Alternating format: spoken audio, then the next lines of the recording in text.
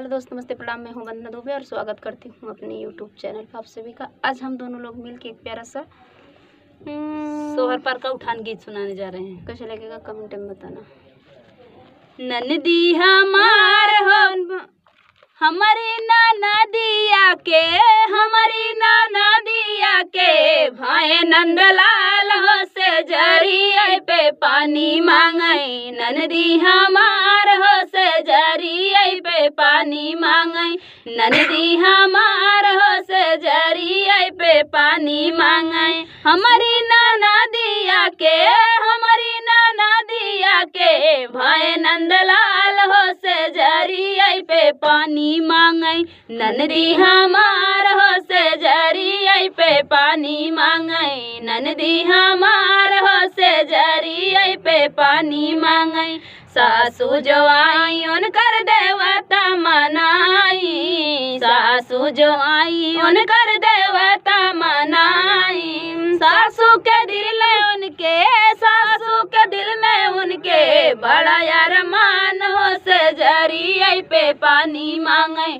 ननदी हमार हो से जरिए पे पानी मांगई। ननदी हमार हो से जरिए पे पानी मांगई। हमारी नाना दिया के, हमारी नाना दिया के भाई नंदलाल हो से जरिए पे पानी मांगई। ननदी हमार हो से जरिए पे पानी मांगई।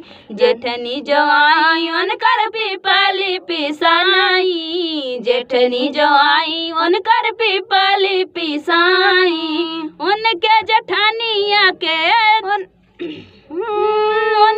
जेठनी के दिल में उनके, जेठनी के दिल में उनके बड़ा अरमान हो जेठन से जरिए पे पानी मांगई। ननदी हमार हो से जरिए पे पानी मांगई।